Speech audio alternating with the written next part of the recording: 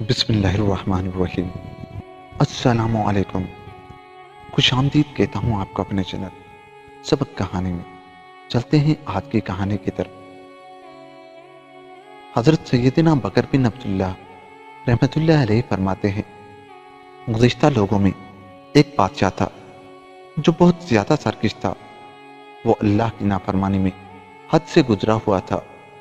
اس دور کے مسلمانوں نے اس ظالم و سرکش بادشاہ سے جہاد کیا اور اسے زندہ گرفتار کر لیا۔ اب اس کو قتل کرنے کے لیے مختلف قسم کی سزائیں تجویز کی جانے لگی۔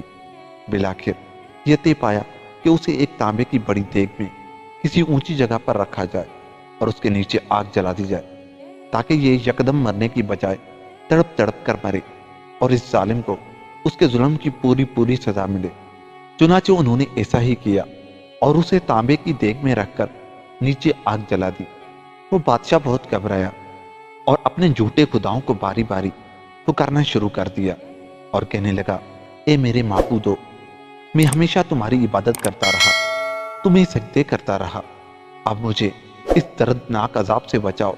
اس طرح باری باری تمام جھوٹے خداؤں کو پکارا، لیکن اس کا پکارنا رائے گا گیا، کیونکہ وہ تو خود اپنی حفاظت کے محتاج تھے، اس کی کیا حفاظت کرتے۔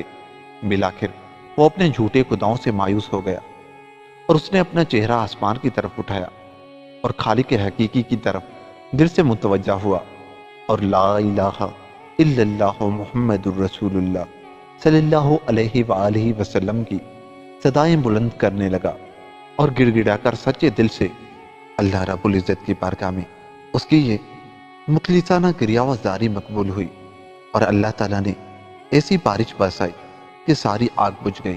پھر تیز ہوا چلی اور اسے دیگ سمیت اڑا کر لے گئی۔ اب وہ ہوا میں اڑنے لگا اور یہ صدا بلند کرتا رہا، لا الہ الا اللہ، لا الہ الا اللہ، لا الہ الا اللہ۔ پھر اللہ نے اسے دیگ سمیت ایسی قوم میں اتارا جو مسلمان نہ تھی بلکہ ساری قوم ہی کافر تھی۔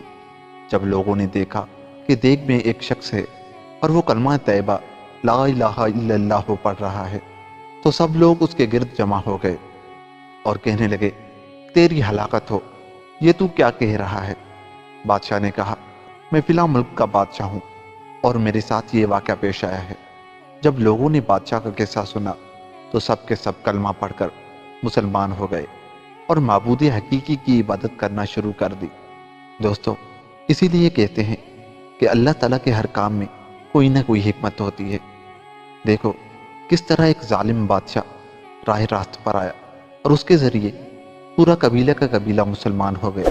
دوستو، ملتے ہیں کسی ایسی ہی ویڈیو کے ساتھ۔ اگر آپ کو ہماری یہ ویڈیو اچھی لگی تو جاتے جاتے ہمارے چینل کو سبسکرائب کر لیں۔ تب تک کے لیے خدا حافظ۔